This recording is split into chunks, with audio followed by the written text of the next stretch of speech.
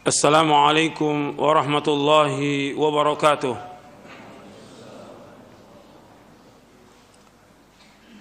Innal hamdalillah nahmaduhu wa nasta'inuhu wa nastaghfiruh wa na'udzu billahi min shururi anfusina wa min sayyiati a'malina. Man yahdihillahu fala mudilla lahu wa man yudlil fala hadiya lahu.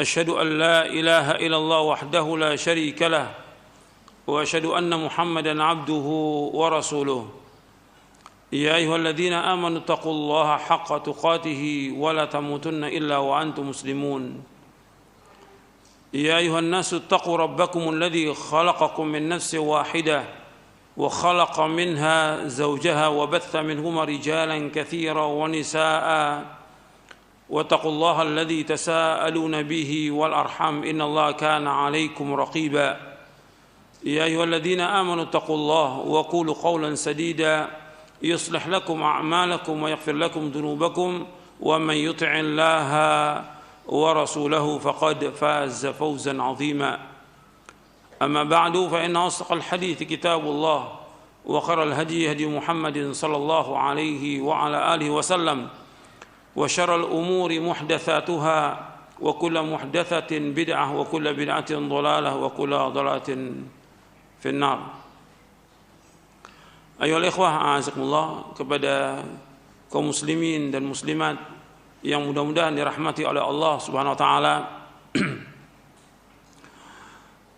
Pada kesempatan ini sebelum kita memulai kajian syarah akidah Ahlussunnah wal Jamaah, saya akan menjelaskan tentang apa yang terjadi sekarang ini di mana-mana yang menimpa kaum muslimin. Yang harus kita ingat bahwasanya apa yang menimpa kaum muslimin dari berbagai macam bencana, malapetaka, wabah, penyakit dan yang lainnya, itu semuanya disebabkan karena perbuatan dosa dan maksiat. Saya akan jelaskan dari penjelasan Al-Imam Ibnu Qayyim dan juga beberapa hadis Nabi sallallahu alaihi wasallam. Al-Imam Ibnu Qayyim menjelaskan dalam kitabnya Zadul Ma'ad fi Hadi Khairul Ibad di juz yang keempat. Beliau menjelaskan tentang adanya bencana malapetaka. Kalau kita sekarang wabah, itu semuanya tidak lepas daripada perbuatan dosa dan maksiat yang dilakukan oleh manusia. Beliau menjelaskan di dalam kitabnya Zadul Ma'ad fi Hadi Khairul Ibad di juz yang keempat, kata Imam Ibnu Qayyim rahimahullah yang wafat tahun 751 Hijriah, beliau berkata, wa man lahu ma'rifatun bi ahwalil alami wa mabda'ihi ya'rifu anna jami'al fasadi fi jawihi wa nabatihi wa hayawanihi wa ahwali ahlihi hadithun ba'da khalqihi bi asbabin iqtadat huduthahu wa lam tazal a'malu bani adam wa mukhalafatuhum lirrusuli tuhdithu lahum min al-fasadi al-'ami wal khas ma yajlibu alayhi min al-alami wal amradi wal asqami wat tawa'ini wal quhuti wal judub وسلب بركات الأرض وثمارها وسلب بركات الأرض وثمارها ونباتها وسلب منافعها أو نقصانها أمورا متتابعة يتلو بعضها بعضا فإن لم يتسع علمك لهذا فاقتفي بقوله تعالى ظهر الفساد في البر والبحر بما كسبت أيدي الناس ونزل هذه الآية على أحوال العالم وطابق بين الواقع وبينها وأنت ترى كيف تحدث الآفات والعلل كل وقت في الثمار والزرع والحيوان وكيف يحدث من تلك الآفات آفات أخرى متلازمة بعضها آخذ برقاب بعض وكلما أحدث الناس ظلما وفجورا أحدث لهم ربهم تبارك وتعالى من الآفات والعلل في أغذيتهم وفواكههم وأهويتهم ومياههم وأبدانهم وخلقهم وصورهم وأشكالهم وأخلاقهم من النقص والآفات ما هو موجب أعمالهم وظلمهم وفجورهم. ولقد كانت الحبوب من الحنطة وغيرها أكبر مما هي اليوم، كما كانت البركة فيها أعظم. وقد روى الإمام أحمد بإسناده أنه وجد في خزائن بعض بني أمية سورة فيها حنطة أمثال نوى التمر مكتوب عليها هذا كان ينبت أيام العدل. وهذه القصة ذكرها في مسنده على أثر حديث رواه. وأكثر هذه الأمراض والآفات العامة بقية عذاب أذبت به الأمم السالفة، ثم بقيت منها بقية مرصدة لمن بقيت عليه بقية من أعمالهم، ثم بقيت منها بقية مرصدة لمن بقيت عليه بقية من أعمالهم حكما قسطا وقضاء عدلا. وقد أشار النبي صلى الله عليه وسلم إلى هذا بقوله في الطاعون إنه بقية رجز أو عذاب أرسل على بني إسرائيل.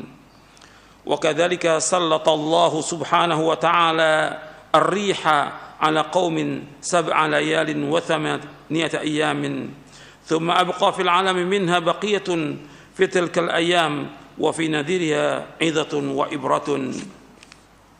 وقد جعل الله سبحانه وتعالى أعمال البر والفاجر مقتضيات لآثارها في هذا العالم اقتضاء لا بد منه، فجعل منع الإحسان والزكاة والصدقة سببا لمنع الغيث من السماء والقحط والجدب، وجعل ظلم المساكين والبخس في المكاييل والموازين وتعدي القوي على الضعيف سببا لجور الملوك والولاة الذين لا يرحمون إن استرحموا ولا يعطفون إن استعطفوا، وهم في الحقيقة أعمال الرعايا ظهرت في صور ولاتهم.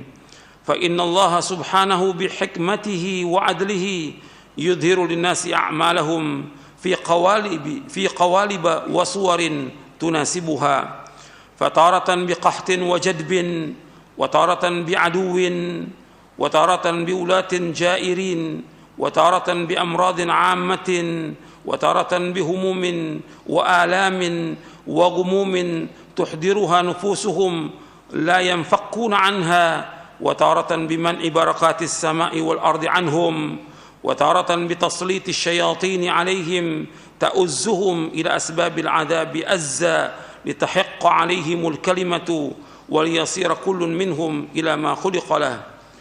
والعاقل يسير بصيرته بين أقطار العالم فيشاهده وينظر مواقع عدل الله وحكمته، وحينئذ يتبين له أن الرسل وأتباعهم خاصة على سبيل النجاة. Saya ulangi lagi, وينظر مواقع عدل الله وحكمته وحينئذ يتبين له أن الرسل وأتباعهم خاصة على سبيل النجاة، وسائر الخلق على سبيل الهلاك سائرون، وإلى دار البوار صائرون، والله بالغ أمره لا معقب لحكمه ولا راد لأمره وبالله توفيق. Kata Imam Ibnu Qayyim rahimahullah di dalam kitabnya Zadul Ma'ad fi Hadi Khairul Ibad di juz yang keempat, kata beliau rahimahullah, barang siapa yang memiliki pengetahuan tentang kondisi alam semesta dan permasalahannya, maka barang siapa yang memiliki pengetahuan tentang kondisi alam semesta dan permulaannya, maka ia akan mengetahui bahwa semua kerusakan di udara, tumbuh-tumbuhan, hewan-hewan, dan keadaan penghuninya terjadi setelah penciptaannya dengan sebab-sebab yang membuat kerusakan itu terjadi. Amal-amal anak Adam dan penyelisihan mereka terhadap para rasul Artinya amal anak Adam, dan anak Adam ini menyelisih para rasul, tidak taat kepada para rasul, masih saja terus menimbulkan kerusakan secara umum maupun khusus yang menyebabkan timbulnya penyakit, baik itu ringan maupun berat. Wabah taun, kekeringan, kemarau yang panjang, hilangnya keberkahan bumi, buah-buahan, tumbuh-tumbuhan, dan hilangnya sebagian besar manfaatnya atau berkurang, serta perkara-perkara lainnya yang datang terus-menerus. Jikalau pengetahuanmu tidak mampu memuat semua hal ini, maka cukuplah dirimu dengan firman Allah Ta'ala, "Dhaharul fasadu fil barri wal bahri bima kasabat aydin nas liyudhiqahum ba'dal ladzi 'amilu la'allahum yarji'un."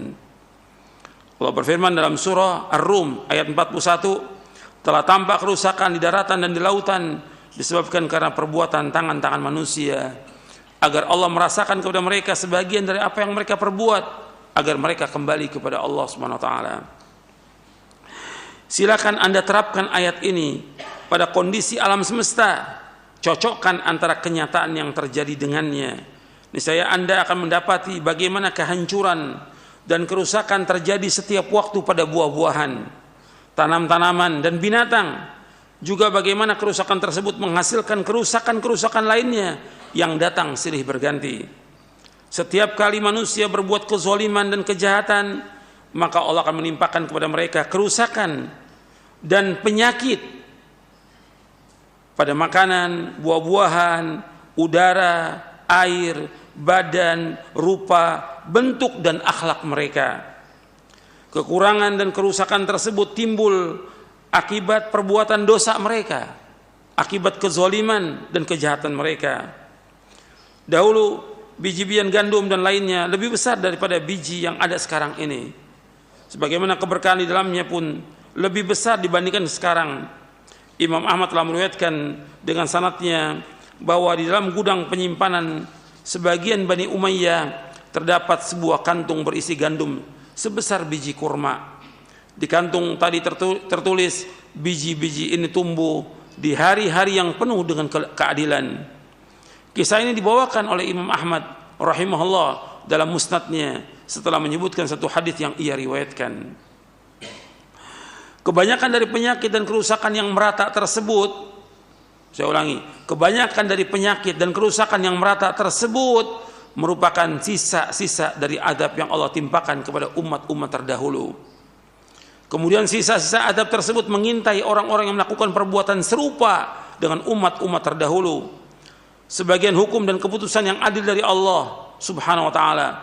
Nabi SAW telah mengisyaratkan hal ini ketika beliau membicarakan penyakit taun, innahu baqiyatu rijzin aw adzabin ursila ala bani Israil. Penyakit taun merupakan sisa adab yang ditimpakan kepada Bani Israel. Hadis ini sahih riwayat Bukhari, Muslim, dan Ahmad dari hadis Usamah bin Zaid radhiyallahu an. Demikian pula Allah SWT menimpakan angin yang kencang kepada satu kaum selama 7 malam 8 hari. Kemudian Allah sisakan angin tersebut di alam semesta sebagai pelajaran. Allah telah menjadikan amal-amal baik maupun buruk memiliki akibat yang pasti di alam semesta ini. Allah menjadikan perbuatan mencegah kebaikan, perbuatan manusia mencegah kebaikan, tidak mau sedekah, tidak mau mengeluarkan zakat, dan sebagainya sebagai sebab tercegahnya hujan turun dari langit. Kekeringan dan kegersangan, Allah menjadikan perbuatan menzolimi orang miskin, berbuat curang dalam takaran dan timbangan, dan penganiayaan terhadap orang yang lemah sebagai sebab kezoliman dan kesewenangan para pemimpin yang mereka tidak memiliki belas kasih dan sayang ketika diminta melakukannya. Artinya, kalau orang berbuat zalim kepada orang-orang miskin, curang dalam timbangan dan takaran, begitu juga penganiayaan kepada orang yang lemah, maka perbuatan itu Allah berikan kepada manusia ini kezaliman penguasa, kesewenang-wenangan penguasa yang tidak memiliki belas kasih dan sayang ketika diminta melakukannya. Tipe pemimpin seperti ini pada hakikatnya merupakan cerminan perilaku rakyat yang tampak pada perilaku pemimpin mereka. Sungguh Allah SWT dengan hikmah dan keadilannya menampakkan kepada manusia akibat dari perbuatan mereka dengan cerminan yang sesuai. Terkadang Allah tampakkan dengan kekeringan dan kegersangan, terkadang dengan musuh yang menyerang, terkadang dengan pemimpin yang zalim, terkadang dengan wabah penyakit yang merata. Ini akibat dosa-dosa manusia. Terkadang dengan kesedihan, kegundahan, kesakitan yang tidak lepas dari diri mereka. Terkadang juga dengan mencegah keberkahan langit dan bumi, serta penguasaan setan atas mereka agar mereka terdorong melakukan sebab-sebab datangnya siksa kepada mereka. Itu semua terjadi agar tetap keputusan Allah terhadap mereka dan agar masing-masing kembali menuju takdirnya. Maka hendaknya orang berakal menjalankan penglihatannya ke seluruh penjuru agar ia menyaksikan dan melihat tempat-tempat keadilan Allah dan hikmahnya. Ketika ia sudah melakukannya, maka pada saat itu jelaslah baginya bahwa para rasul dan pengikutnya secara khusus dia berada di atas jalan keselamatan. Semua rasul dan yang mengikuti rasul-rasul semuanya berada di atas jalan keselamatan. Adapun selainnya dari makhluk, dari manusia dan jin yang mereka berjalan di atas jalan kebinasaan. Artinya orang-orang yang tidak mengikuti para rasul, mereka berjalan di atas kebinasaan, berpulang menuju tempat kesengsaraan mereka, yaitu neraka. Allah melaksanakan urusannya, tidak ada yang dapat menolak ketetapan dan keputusan Allah. Hanya Allah yang memberikan taufik.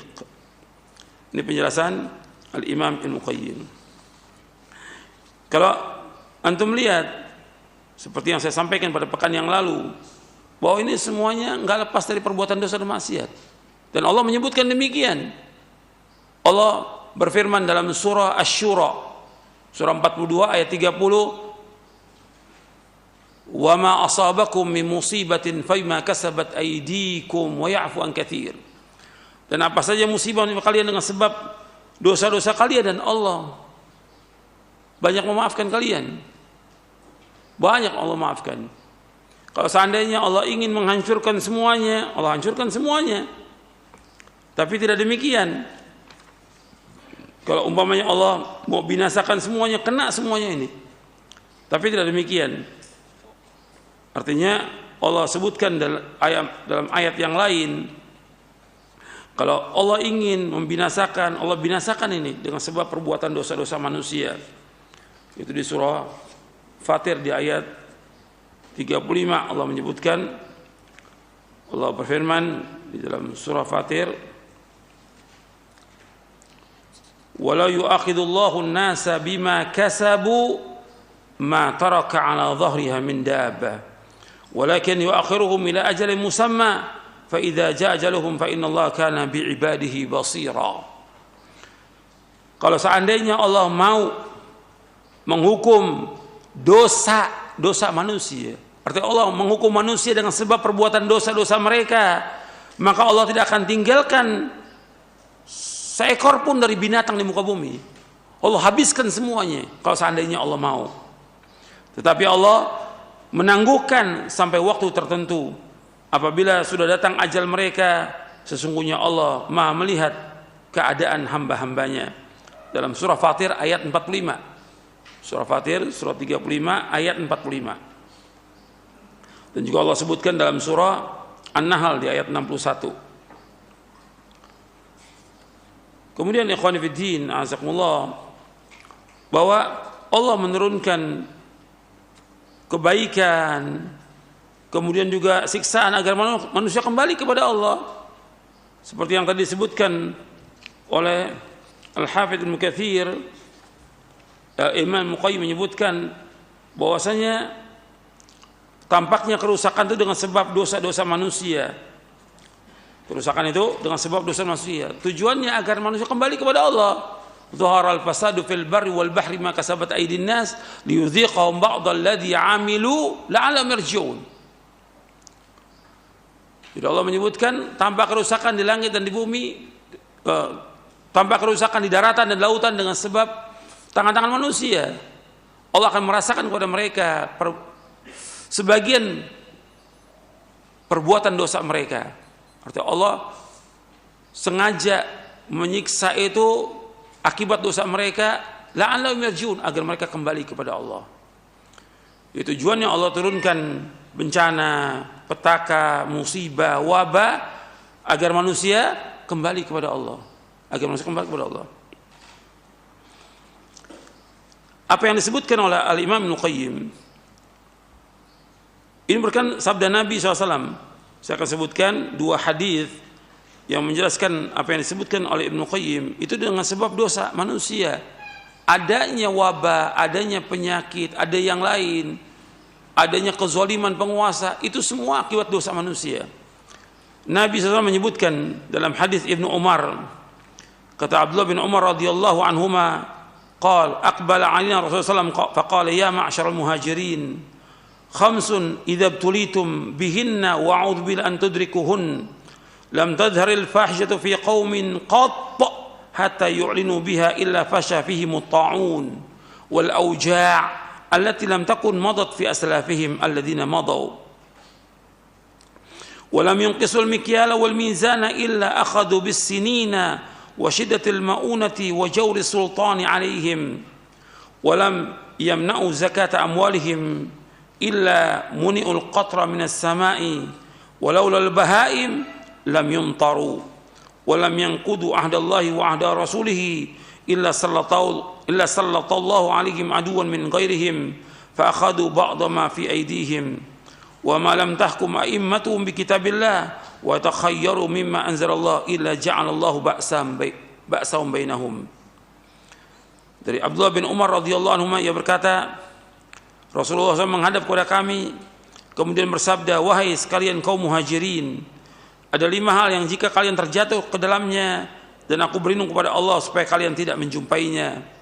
Yang pertama, tidaklah tampak perzinahan di satu kaum, tidaklah tampak perbuatan zina, perzinahan di satu kaum sehingga dilakukan terang-terangan oleh mereka, kecuali akan tersebar di tengah-tengah mereka penyakit ta'un dan juga penyakit-penyakit yang tidak pernah menjangkiti generasi sebelumnya.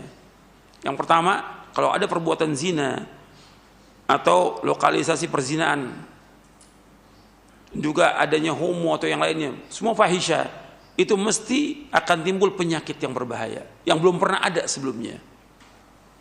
Yang kedua, tidaklah mereka mengurangi takaran timbangan kecuali akan ditimpa paceklik, susahnya penghidupan dan kezaliman penguasa atas mereka. Kalau mereka mengurangi takaran dan timbangan, itu akan ditimpa paceklik, susahnya penghidupan dan juga kezaliman penguasa.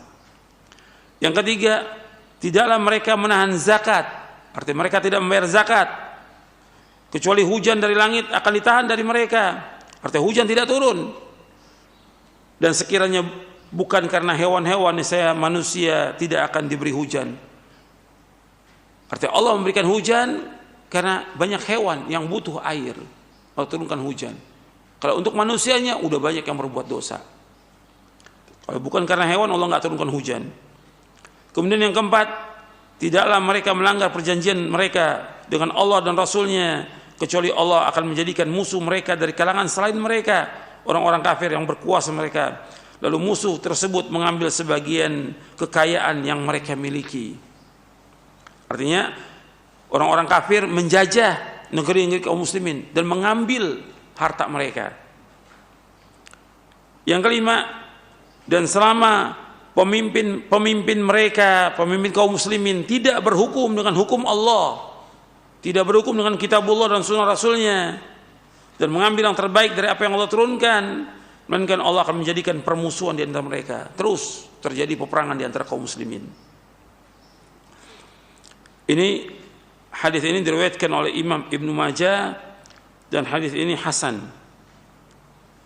Artinya 5 hal ini terjadi dengan sebab perbuatan dosa dari manusia. Dan kalau sudah seperti ini kita melihat, ini beberapa hadis lagi kita bisa cukupkan aja. Kalau kita melihat seperti ini, ya kita wajib kembali kepada Allah, wajib bertaubat atas semua dosa.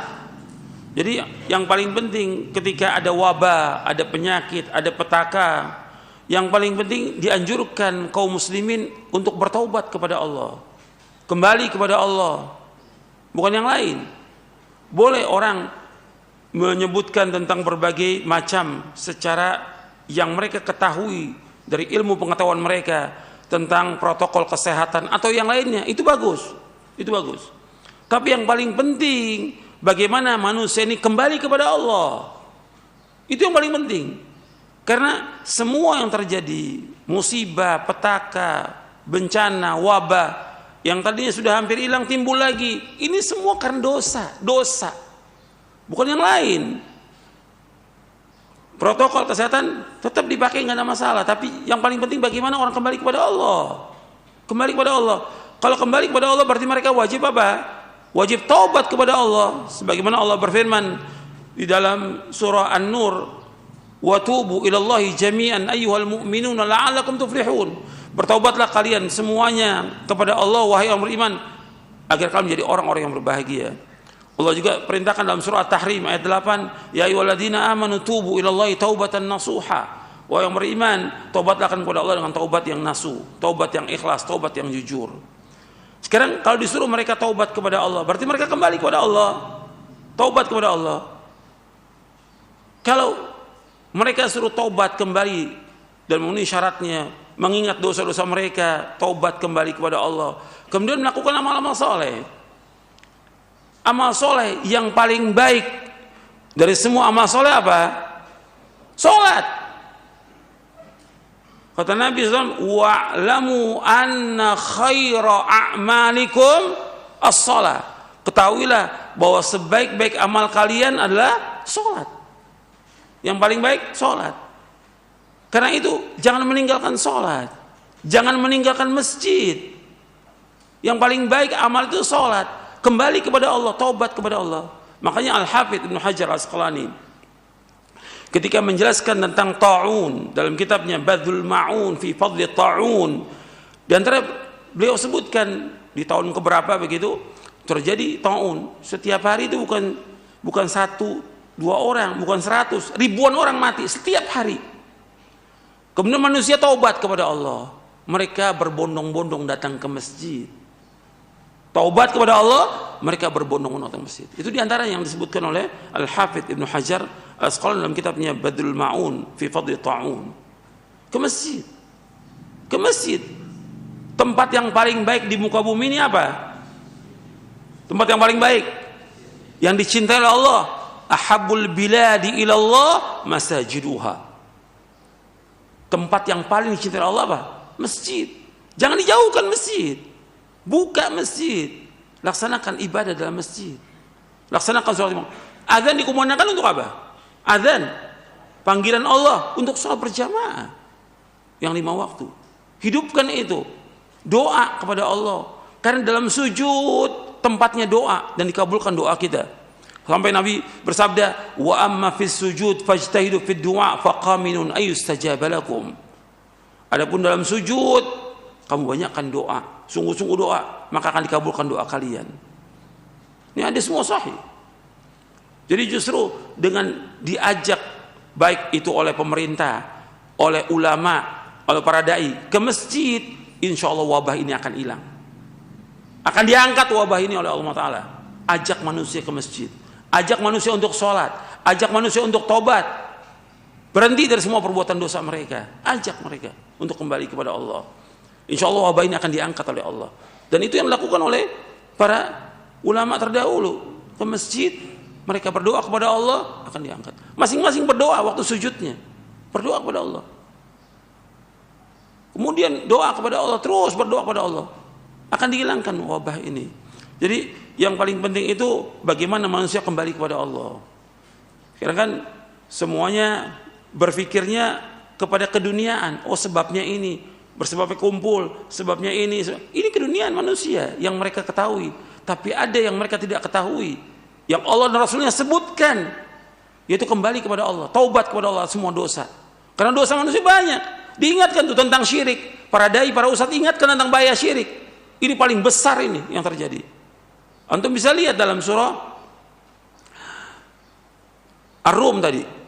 Setelah dhahara al-fasadu fil barri di ayat 41, di 42-nya Allah sebutkan. Qul siru fil ardi.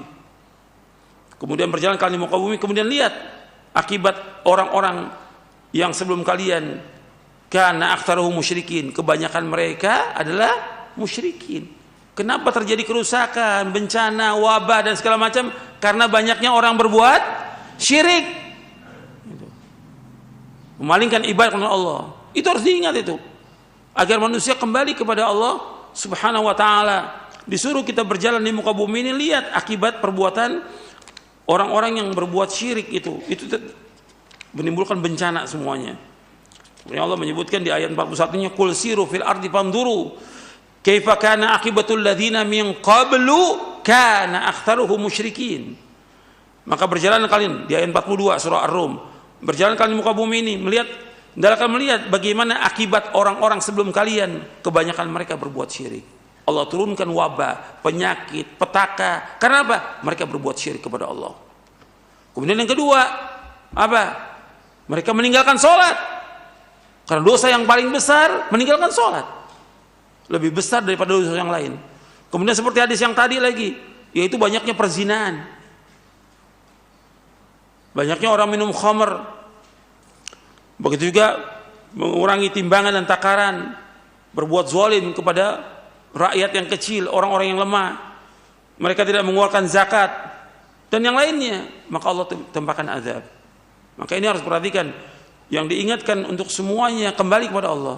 Apakah dia orang awam, apakah dia penguasa, apakah dia pemerintah, apakah dia ulama, dai, dan seluruh kaum muslimin dan seluruh manusia, agar mereka bertobat kepada Allah kembali. Insya Allah Allah akan angkat nih wabah ini, akan diangkat wabah ini kalau kaum muslimin dan semua manusia ini bertaubat kepada Allah, kembali menegakkan ibadah, mentauhidkan Allah, menjauhkan syirik, menegakkan solat. Ingat solat itu tempatnya di mana? Ya di masjid. Laki-laki di masjid. Syiar agama Islam yang besar solat, dikumandangkan azan, menunjukkan negara itu negara Islam. Sampai Nabi nggak menyerang satu tempat kalau di situ apa? Ada dikumandangkan azan. Ini syiar agama Islam yang besar. Laksanakan itu. Dan gak usah takut ke masjid. Kok takut ke masjid? Rapat safnya. Dan terus berdoa kepada Allah. Insya Allah Allah akan hilangkan wabah ini. Itu yang perlu saya ingatkan. Masih banyak lagi yang perlu dijelaskan, tapi ini cukup insya Allah. Bahwa yang pokoknya, bahwa semua wabah, bencana, petaka disebabkan karena dosa manusia. Kalau dosa, ya taubat kepada Allah, kembali kepada Allah, tinggalkan semua dosa itu, kembali kepada Allah. Dan mudah-mudahan yang saya sampaikan ini bermanfaat. Sekarang kita akan lanjutkan dari syarah Aqidah Ahlussunnah wal Jamaah. Sekarang kita masuk poin yang ke-26 tentang tanda-tanda kiamat.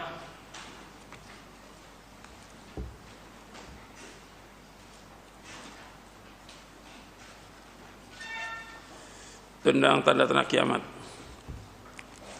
Dibahas oleh para ulama berkaitan dengan tanda-tanda kiamat ini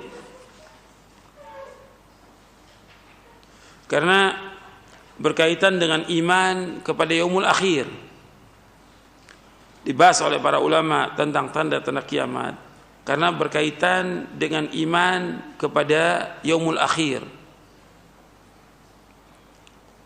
Karena penting masalah iman ini, iman kepada yaumul akhir adalah rukun iman yang kelima yang wajib diimani oleh setiap muslim dan muslimah.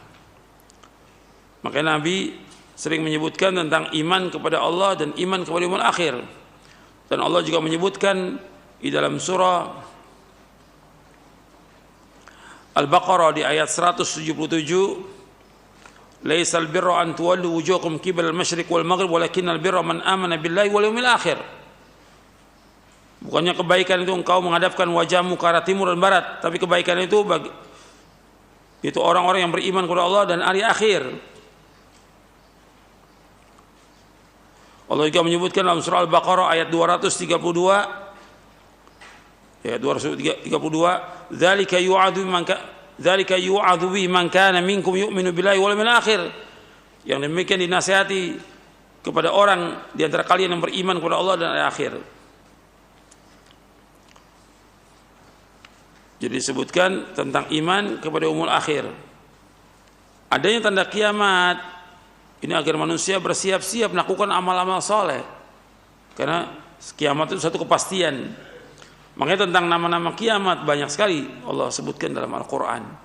Di sini disebutkan tanda-tanda kiamat. Allah menyebutkan nama-nama hari kiamat itu.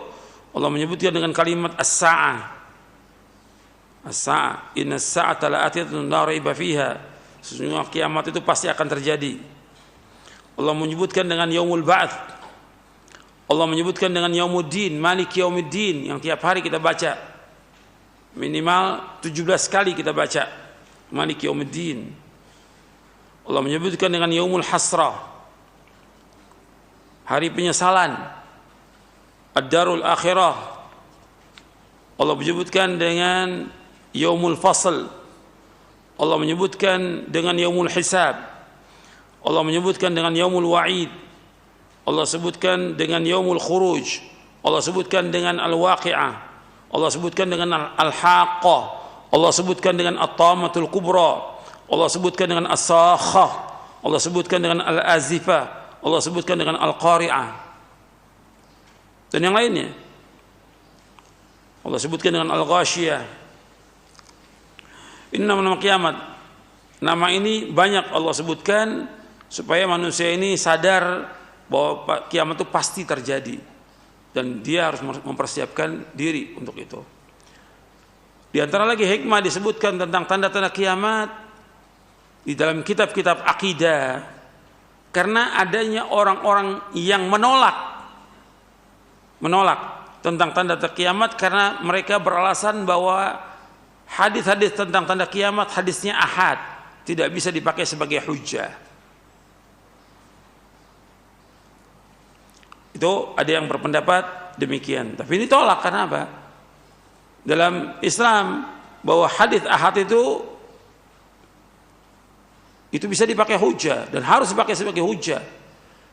Hadis itu hadis yang tidak sampai ke derajat mutawatir, yang diriwayatkan dari satu rawi atau dua rawi atau tiga rawi yang tidak sampai kepada derajat mutawatir. Itu mereka menolak karena berkaitan dengan masalah akidah, mereka tolak. Ini sesat. Pemahaman ini awalnya dari Mu'tazilah, kemudian diikuti oleh yang lainnya. Kita wajib menerima hadis Nabi selama itu sahih. Meskipun ahad, wajib kita terima. Karena ini semua yang datang dari Rasulullah wajib kita ambil. Wa ma atakumur rasul fakhudhu wa ma nahakum anhu fantahu. Ada juga yang menolak dengan akal mereka karena kaitan kejadian hari kiamat menurut mereka nggak masuk akal sehingga mereka tolak. Ini semua sesat. Kita orang beriman wajib mengimani tentang tanda kiamat, dan ini keluar biasaan yang Allah berikan dengan kekuasaan Allah karena Allah Maha berkuasa. Banyak kejadian yang luar biasa yang disebutkan nanti dalam tanda-tanda kiamat. Dan ada tanda yang saya sebutkan di sini, tanda kiamat yang besar. Tanda kiamat yang besar seperti dibenamkannya manusia, adanya dukhon, adanya dajjal, adanya Ya'juj wa Ma'juj, terbitnya matahari dari barat, dan api yang menggiring manusia, turunnya Nabi Isa dan yang lainnya. Ini semuanya keluar biasaan untuk menunjukkan kekuasaan Allah Subhanahu wa ta'ala. Kalau ini terjadi, ya kiamat lebih mudah lagi bagi Allah, karena Allah yang Maha berkuasa. Tentang tanda-tanda kiamat kita baca poin yang ke-26 halaman 277. Tentang datangnya hari kiamat, maka tidak ada seorang pun yang mengetahui, baik malaikat, nabi maupun rasul. Masalah ini adalah perkara yang gaib dan hanya Allah SWT sajalah yang mengetahuinya, sebagaimana disebutkan dalam ayat Al-Quran dan hadis Nabi yang sahih. Jadi tentangnya adanya kiamat nggak ada yang tahu. Jadi nggak boleh orang kemudian meramal umur manusia, umur dunia sekian tahun, Gak boleh. Ini masalah gaib, gak ada yang tahu. Allah gak menyebutkan dalam Al-Quran, Nabi Muhammad SAW juga tidak menyebutkan. Ya, kita mengimani aja, jangan meramal. Kalau meramal nanti jadi dukun. Banyak jadi ustadz dukun, meramal nanti akan terjadi begini tahun segini. Ini ustadz dukun, ini tukang ramal. Itu bukan ustadz itu. Allah berfirman dalam surah Al-A'raf ayat 187, yas'alunaka 'anis sa'ati ayyana mursaha qul innama 'ilmuha 'inda rabbi la yujalliha liwaqtiha illa hu thaqulat fis samawati wal ardi la ta'tikum illa baghtah yas'alunaka ka'annaka hafiyun 'anha qul innama 'ilmuha 'inda Allah walakinna aktsaran nasi la ya'lamun. Mereka menanyakan kepada kamu Muhammad tentang kiamat, kapan terjadinya? Katakanlah, sungguhnya pengetahuan tentang kiamat itu ada pada Rabbku.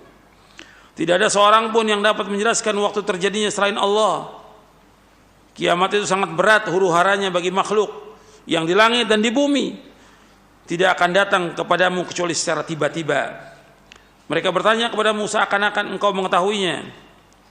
Katakanlah Muhammad, sesungguhnya pengetahuan tentang hari kiamat ada pada Allah, tetapi kebanyakan manusia tidak mengetahui.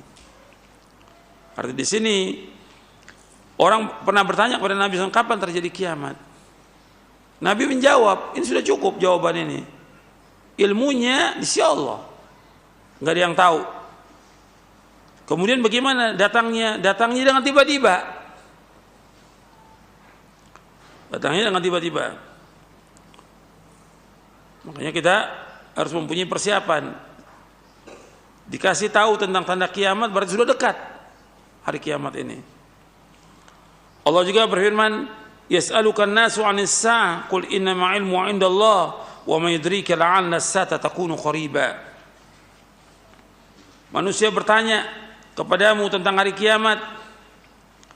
Katakanlah, ilmu tentang hari kiamat hanya di sisi Allah. Dan tahukah engkau boleh jadi hari kiamat itu sudah dekat waktunya. Dekat waktunya itu bukan berarti setahun 2 tahun.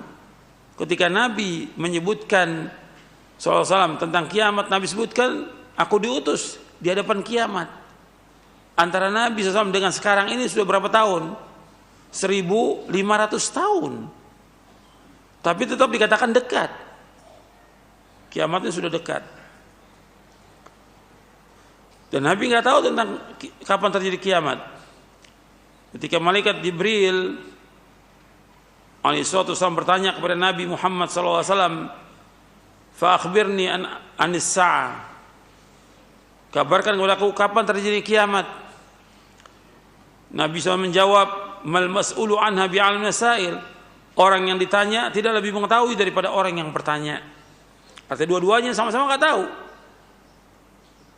Jibril tidak tahu, Nabi Muhammad juga tidak tahu alaihi wassalatu wassalam.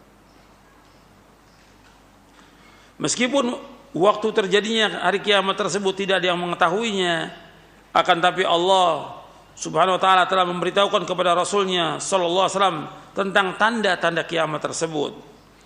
Kemudian Rasulullah SAW menyampaikan kepada umatnya tentang tanda-tanda kiamat. Para ulama membagi menjadi 2. Pertama, tanda-tanda yang kecil, yang kedua, tanda-tanda yang besar. Tanda yang kecil sangat banyak dan sudah terjadi sejak zaman dahulu dan akan terus terjadi. Tanda kiamat yang kecil. Di antaranya adalah wafatnya Nabi Muhammad sallallahu alaihi wasallam. Itu juga tanda kiamat. Munculnya banyak fitnah. Munculnya fitnah dari arah timur, dari arah Irak. Timbulnya firqah Khawarij. Munculnya orang-orang yang mengaku sebagai nabi. Ada 30 orang ini. Hilangnya amanah. Diangkatnya ilmu dengan diwafatkannya para ulama, merajalela kebodohan, banyaknya perzinahan, banyaknya orang yang bermain musik, banyak orang yang minum khamr, minuman keras, dan merebaknya perjudian, masjid-masjid dihias, banyak bangunan yang tinggi, budak melahirkan tuannya, banyaknya pembunuhan, banyaknya kesyirikan, banyaknya orang yang memutuskan silaturahim, banyaknya orang yang bakhil, wafatnya para ulama dan orang-orang saleh, banyaknya orang yang belajar kepada ahlul bid'ah, banyaknya wanita yang berpakaian tetapi telanjang, dan lainnya. Ini bisa dilihat dalam beberapa kitab, banyak kitabnya tentang asyratus sa'ah. Di antaranya yang saya pakai ini untuk rujukan asyratus sa'ah yang ditulis oleh Dr. Yusuf bin Abdullah Al-Wabil. Banyak sekali dalil tentang hal ini. Di antaranya sabda Rasulullah SAW, "U'dud sittan baina yadis sa'ah, mauti, thumma fathu baitil maqdis, thumma mautanun ya'khudhu fikum qaqu'asil ghanami, thumma istifadatul mali hatta yu'ta ar-rajulu 100 dinan fayadhallu sakhitan, thumma fitnatun la yabqa baitun min al-arab illa dakhalathu, thumma hudnatun takunu bainakum wa baina banil asfar fayaqdiruna fayatunakum tahta 80 ghayah tahta kulli ghayatin 12,000." Perhatikanlah 6 tanda hari kiamat. Wafatku, penaklukan, nisamina rayah maksudnya. Perhatikan tanda-tanda hari kiamat. Wafatku, penaklukan Baitul Maqdis, wabah kematian. Jadi yang pertama tentang wafat Nabi Muhammad SAW. Yang kedua, penaklukan Baitul Maqdis. Yang ketiga, wabah kematian penyakit yang menyerang hewan sehingga mati mendadak yang menyerang kalian bagaikan wabah penyakit kuas yang menyerang kambing. Yang keempat, melimpahnya harta sehingga seorang diberikan kepada yang 100 dinar, ia tidak rela menerimanya. Karena banyaknya harta. Dulu orang 100 dinar itu besar. Tapi sekarang ini orang nggak mau terima 100 dinar, dianggap kecil, nggak ada artinya. Kalau dulu besar. Yang kelima, timbulnya fitnah yang tidak meninggalkan satu rumah orang Arab pun melainkan pasti memasukinya. Yang keenam, terjadinya perdamaian antara kalian dengan Bani Asfar, itu bangsa Romawi. Namun mereka melanggarnya dan mendatangkan kalian dengan 80 bendera kelompok pasukan. Setiap bendera kelompok itu terdiri dari 12.000 orang. Ini hadis sahih diriwayatkan oleh Bukhari dari sahabat Auf bin Malik. Nabi juga bersabda sallallahu alaihi wa ala alihi wasallam, "Inna min asyratis sa'a yurfa'al ilmu wa yathbutal jahlu wa yushrabal khamru wa yadharaz zina." Sesungguhnya di antara tanda-tanda kiamat adalah diangkatnya ilmu. Diangkatnya ilmu itu artinya diwafatkannya para ulama ahlu sunnah. Tersebarnya kebodohan. Diminumnya khamar dan merajalela perzinaan. Ini hadis sahih Bukhari dari sahabat Anas. Arti di antara tanda kiamat banyaknya ulama ahlu sunnah meninggal dunia. Yang kedua, yaitu banyaknya kebodohan. Di orang-orang ini sudah keterlaluan, mereka bodoh tentang agama mereka, nggak ngerti tentang agama mereka, bodoh, menyebar di mana-mana kebodohan ini. Makanya harus kita terus sebagai dai mengajarkan ilmu yang bermanfaat kepada umat ini agar mereka paham. Karena yang bodoh itu bukan orang awam, yang berpendidikan juga bodoh tentang agama. Makanya harus terus diajarkan mereka tentang agama. Yang paling pokok diajarkan tentang tauhid, ajarkan tentang tauhid. Kemudian diminum khamar. Orang banyak minum khamar ini.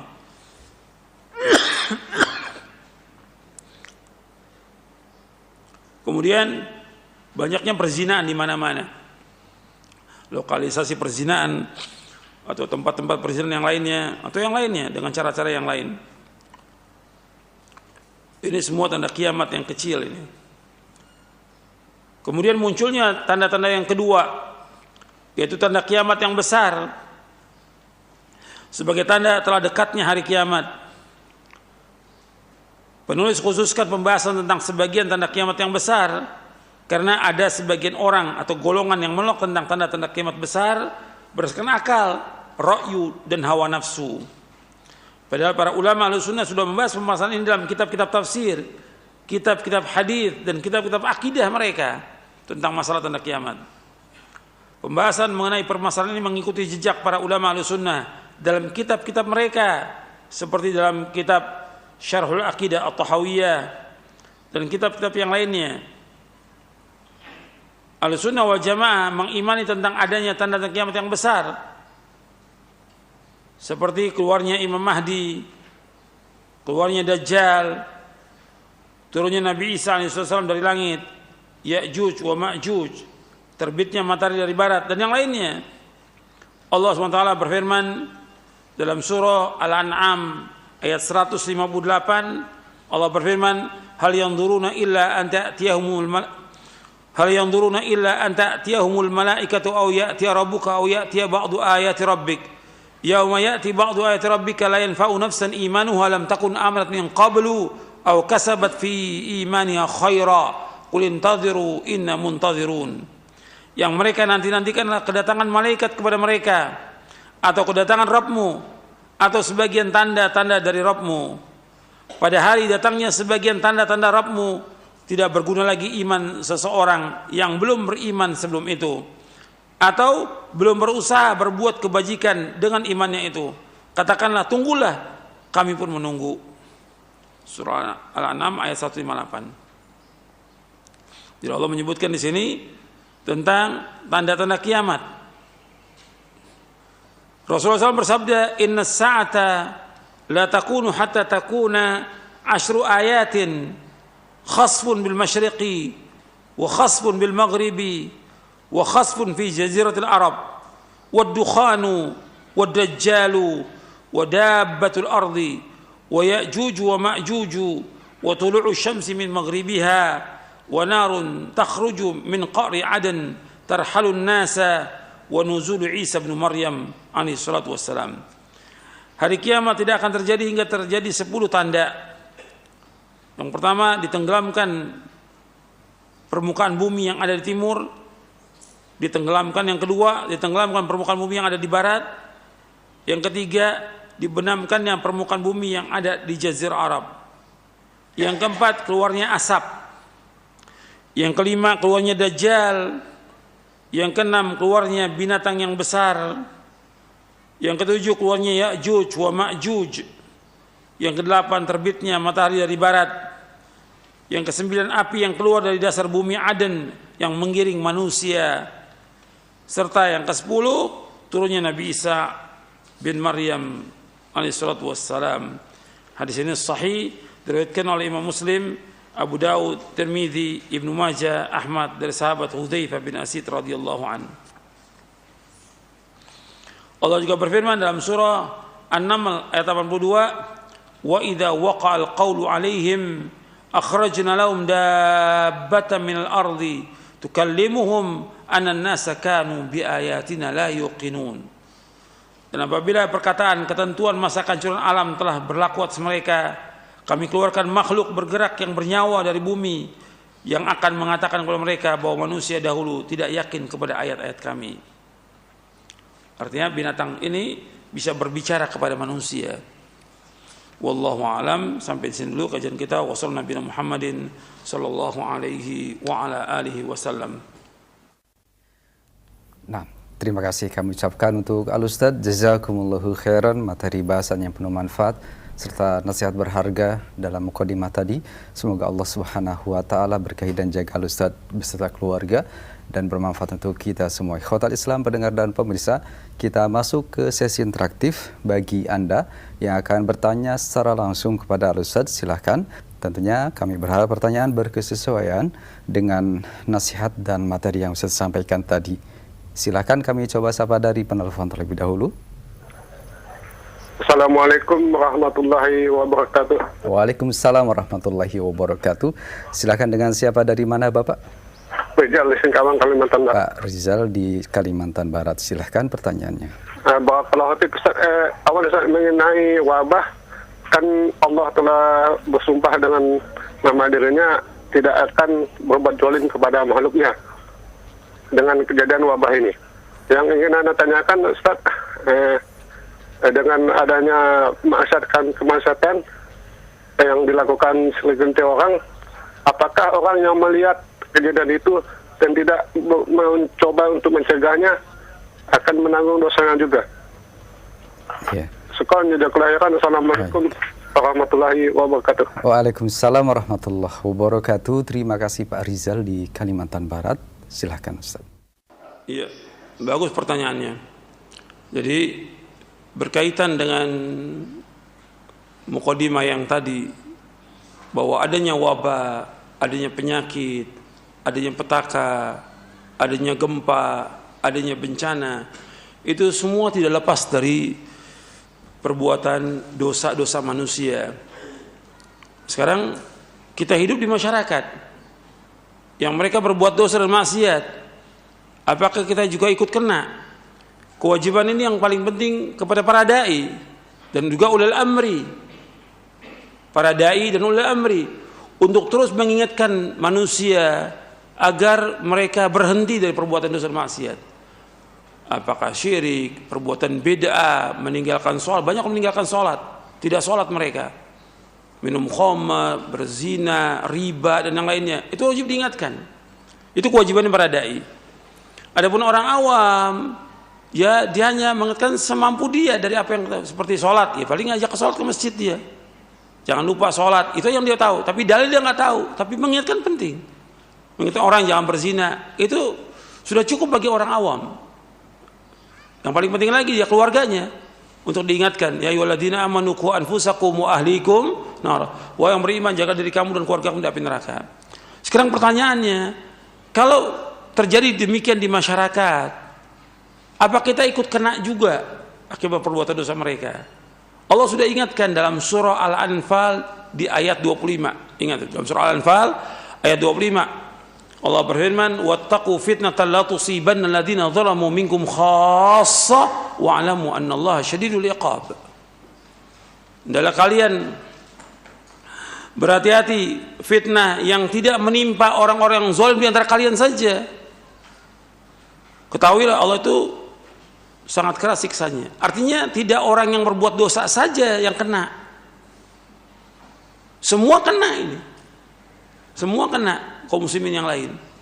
Hatta banyaknya orang soleh seperti yang disebutkan dalam hadis yang sahih yang diriwayatkan oleh Imam Bukhari dan Muslim dari sahabat Ummul Mukminin Zainab bintu Jahsh radhiyallahu anha wa ardhaha, ketika Nabi menyebutkan tentang Ya'juj wa Ma'juj, kemudian Zainab radhiyallahu anha bertanya, "Ya Rasulullah, anahliku wa fina salihun." Apakah kita akan dibinasakan oleh Allah sedangkan di antara kita banyak orang-orang soleh? Nabi menjawab SAW, "Na'am idza kathurul khabath." Iya, Allah akan binasakan semuanya. Yang berbuat maksiat dibinasakan, yang soleh juga dibinasakan oleh Allah apabila sudah banyak kerusakan. Al-khabath itu kerusakan, apakah itu dosa-dosa besar, perzinaan, orang liwat, sodomi dan segala macam dah. Al-khabath itu dibinasakan Allah. Ini jawaban Nabi, "Na'am idza kathurul khabath." Hadis yang sahih riwayat Bukhari Muslim dan dimasukkan juga oleh Imam An-Nawawi dalam kitabnya Riyadhus Shalihin. Hadis ini sahih riwayat Bukhari Muslim. Anahliku wa fina salihun, na'am idza kathurul khabath. Makanya kita wajib berhati-hati. Jangan merasa aman dengan azab Allah. Allah ingatkan dalam Al-Quran, jangan merasa aman. Meskipun kita nggak berbuat dosa, tapi sekeliling kita berbuat dosa. Orang yang nggak sholat, orang-orang yang pakaian telanjang, terbuka auratnya, riba, dan yang lain banyak sekali. Syirik, bid'ah. Kita jangan merasa aman. Oh, kalau kita nggak apa-apa, insya Allah nggak diadab. Akan kena. Karena Allah menyebutkan di dalam surah Al-A'raf, "Afa amina ahlul qura ayyatihum ba'suna duha wa hum yal'abun." Apakah mereka merasa aman dengan adab Allah yang datang dengan tiba-tiba di waktu duha sedangkan mereka sedang bermain? Antum lihat di surah Al-A'raf supaya antum tahu, supaya kita enggak merasa aman, karena merasa aman dengan adab Allah juga termasuk dosa besar. Merasa aman dengan adab Allah termasuk dosa besar. Allah berfirman dalam surah Al-A'raf ayat yang pertama, ayat 96 dulu, berkaitan dengan negeri ini. "Walau anna ahlal qura amanu wattaqaw la fatahna 'alaihim barakatin minas sama'i wal ardh walakin kadzdzabu fa akhadnahum bima kanu yaksibun." Seandainya penduduk desa, penduduk kota, penduduk negeri mereka beriman dan bertakwa kepada Allah, maka Allah akan buka kepada mereka berkah-berkah dari langit dan bumi. Tapi mereka mendustakan, kami siksa mereka dengan sebab apa yang mereka lakukan. Jadi kalau negeri ini mau aman, mau bahagia, mau barokah negeri ini, ajak orang untuk beriman, untuk masuk ke dalam Islam. Ajak mereka untuk bertakwa kepada Allah. Ajak mereka untuk melaksanakan perintah Allah, menjauhkan larangannya. Ajak mereka untuk taat kepada Allah dan jauhkan perbuatan dosa maksiat. Maka akan barokah negeri ini. Kemudian Allah ingatkan setelah itu di ayat 97-nya. Afa amina alul qura ayyatihum ba'suna bayatan wa hum naimun. Apakah penduduk desa itu merasa aman dengan datangnya azab kami di waktu malam dalam keadaan mereka sedang tidur? Awa amina alul qura ayyatihum ba'suna duha wa hum yal'abun. Apakah penduduk desa, penduduk kota itu merasa aman dengan datangnya azab kami di waktu duha, di waktu siang, di waktu pagi seperti ini, sedangkan mereka sedang bermain?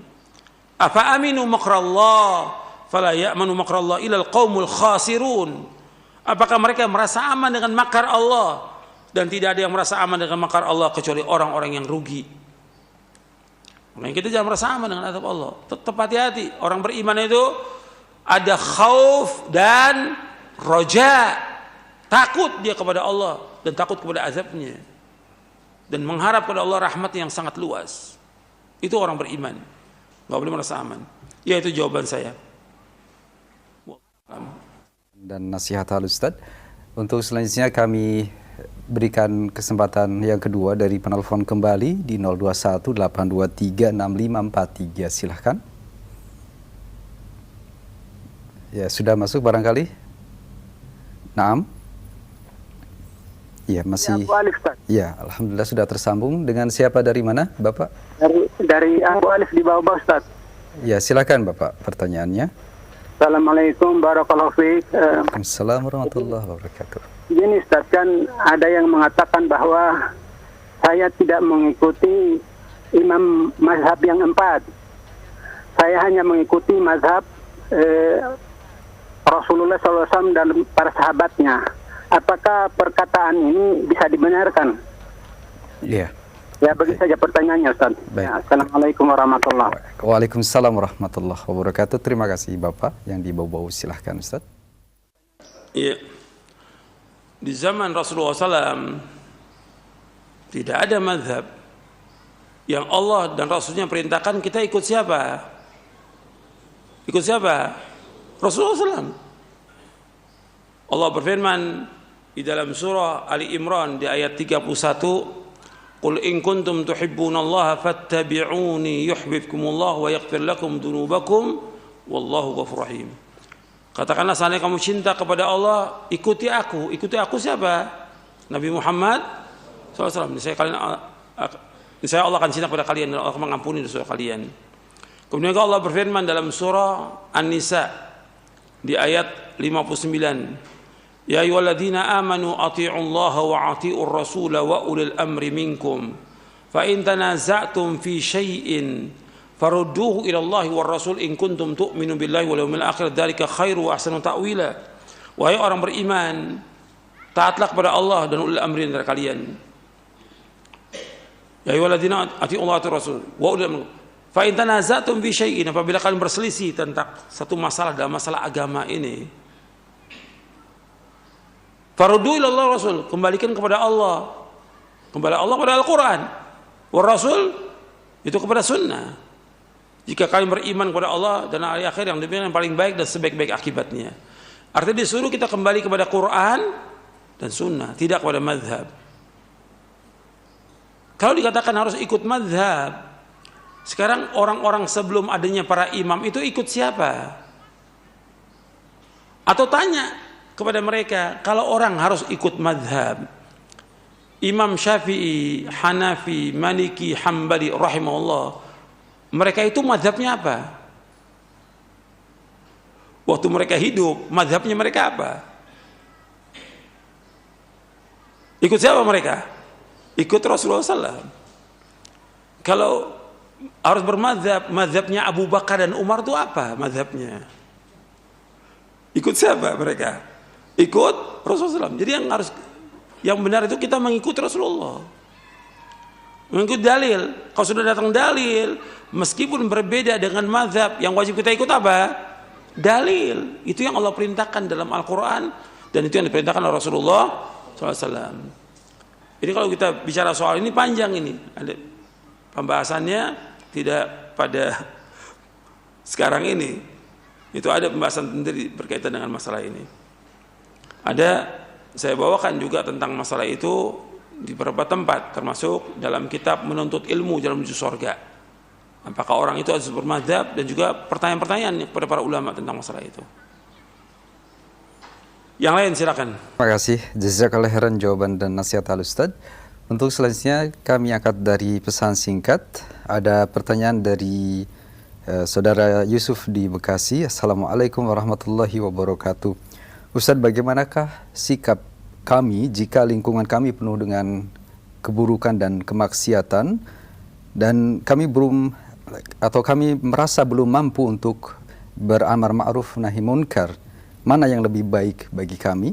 Apakah pergi dan keluar dari lingkungan tersebut agar terhindar dari azab yang bisa saja Allah timpakan, atau tetap berusaha sekuat tenaga dengan melakukan amar ma'ruf nahi munkar untuk mengharap pahala dari Allah Subhanahu wa taala? Mohon nasihat dan penjelasan Al-Ustaz. Barakallahu fiik. Tentang masalah lingkungan, tempat tinggal. Di mana tempat tinggal yang enggak ada dosa? Semua tempat tinggal masyarakat ya penuh dengan dosa. Cuma ada yang berat, ada yang ringan. Tapi masyarakat yang enggak punya dosa enggak ada, kecuali di sorga nanti. Kalau dunia pasti ada. Ada yang tukang bohong, ada pengkhianat, ada segala macam lah sudah di masyarakat. Dan kita hidup di masyarakat. Kita ini hidup di masyarakat. Orang yang bergaul dengan masyarakat dan sabar atas gangguan mereka lebih baik dan lebih besar ganjaran daripada orang yang tidak bergaul dengan masyarakat. Itu hadis Nabi SAW. Dari Tirmidzi, Ahmad dan yang lainnya. Jadi sekarang kita bagaimana tinggal di masyarakat? Ya kita harus sabar. Kita lakukan amar ma'ruf nahi munkar semampu kita, tetap kita harus lakukan. Karena itulah ganjaran kita, itulah pahala kita. Karena kita hidup bermasyarakat. Kalau masyarakat yang mengatakan nggak punya dosa, nggak mungkin. Masyarakat bikin perumahan, ini semuanya Ahlus Sunnah. Dari mana Ahlus Sunnah? Justru di tempat itu muskiannya lebih besar daripada kita tinggal di masyarakat orang awam. Itu nyata kadang-kadang. Jadi ada yang seperti itu, nggak semua tapi ada. Justru ribut itu karena mereka ini udah ngaji, semuanya ribut gitu. Kan biasanya orang pecah itu setelah datangnya ilmu, seperti Allah sebutkan dalam Al-Quran. Setelah datangnya ilmu, pecah mereka. Waktu datang ilmu, sama mereka ikut gitu. Allahul musta'an. Jadi gimana solusinya? Ya sabar di tempat itu. Sabar di tempat itu. Nggak semudah yang kita nggak semudah yang kita bayangkan. Pokoknya kita pindah di tempat yang lain, nanti kita pindah ada maksiat lagi, kita harus pindah terus. Ya nggak bisa hidup seperti itu. Kita harus lihat kepada diri kita, istri kita, anak kita. Yang penting Allah perintahkan, ya ayyuhalladzina amanu qu anfusakum wa ahlikum nara. Wahai orang beriman, jaga diri kamu dan keluargamu dari neraka. Itu jaga. Kita harus bentengi mereka dengan ilmu yang bermanfaat dan amal soleh. Jaga mereka. Itu aja yang perlu diingatkan keluarga kita. Kalau menghindar dari masyarakat nggak bisa kita hidup dengan mereka. Tapi kita nggak boleh ikut perbuatan syiriknya mereka, bid'ahnya mereka, nggak boleh. Nggak boleh kita mendukung maksiat mereka. Tapi tetap kita berusaha mendoakan mereka agar mereka mendapatkan hidayah dari Allah. Itu penting itu, doa. Gitu. Nah, yang lain silakan. Baik, terima kasih jazakallahu khairan jawaban dan nasihat Al-Ustaz. Masih dari pesan singkat, saya ajukan dari dua penanya. Assalamualaikum warahmatullahi wabarakatuh. Ustaz, mohon penjelasan dan nasihatnya terkait dengan ciri-ciri kiamat. Ada di antara kaum muslimin dan manusia secara umum yang berusaha untuk mempelajari dan menelusuri di antara tanda-tanda kiamat tersebut. Semisal mempelajari dan mencari-cari tentang Ya'juj dan Ma'juj di muka bumi ini. Apakah hal itu diperbolehkan dengan harapan agar menjadi ibrah dan pelajaran bagi kaum muslimin dan manusia secara umum? Mohon nasihat terhadap hal ini. Jazakallahu khairan, barakallahu fiik. Jadi kita dalam kita belajar, kita minta kepada Allah itu Setiap pagi kita minta kepada Allah, Allahumma inni as'aluka ilman nafi'a wa rizqan thayyiba wa amal mutaqabbala. Ya Allah, kumohon kepada Engkau ilmu yang bermanfaat, rezeki yang halal dan amal yang diterima. Ilmu yang bermanfaat yaitu Al-Qur'an dan Sunnah. Itu kita pelajari. Tiap hari kita baca tuh Qur'annya, hadis yang kita baca, tiap hari kita pelajari. Itu ilmu yang bermanfaat. Adapun yang tadi disebutkan, Nabi menyebutkan juga tentang tanda kiamat seperti Ya'juj Ma'juj. Enggak ada keterangan untuk kita mencari mereka di mana. Enggak ada manfaatnya. Ini perbuatan yang sia-sia dan buang-buang waktu. Nabi bersabda SAW, min husni islamil mar'i tarkuhu malayani. Kebaikan Islam seorang yang meninggalkan apa yang tidak bermanfaat. Ini enggak bermanfaat. Tinggalkan. Yang paling penting bagi kita bagaimana kita meningkatkan ilmu kita yang bermanfaat. Baca Quran tiap hari, baca hadis tiap hari. Tingkatkan ibadah kita kepada Allah, tingkatkan amal soleh kita kepada Allah. Jangan sibuk dengan begitu. Ada juga orang yang sibuk membahas terus tentang tanda kiamat, juga nggak manfaat. Tentang akidah masih banyak yang lebih penting yang kita kaji, tentang tauhid. Ini sekedarnya karena Nabi memberitahu, ya kita bahas. Insya Allah berapa kali pertemuan selesai ini. Bukan terus menerus kita bahas tentang masalah ini. Ini kan banyak orang sibuk dengan yang seperti itu. Tapi bagaimana kita melakukan amal-amal soleh yang bermanfaat buat kita? Karena kita akan kembali kepada Allah. Kita pasti mati dan kita akan kembali kepada Allah. Apa yang sudah kita lakukan dari amal-amal soleh kita, itu yang paling penting. Saya pikir cukup sampai di sini. Mudah-mudahan yang saya sampaikan bermanfaat untuk saya dan untuk antum sekalian. Kurang lebihnya saya mohon maaf. Wassalamualaikum Muhammadin sallallahu alaihi wasallam. Subhanakallahumma bihamdik, asyhadu an la ilaha illa anta astaghfiruka wa atubu ilaik. Assalamualaikum warahmatullahi wabarakatuh.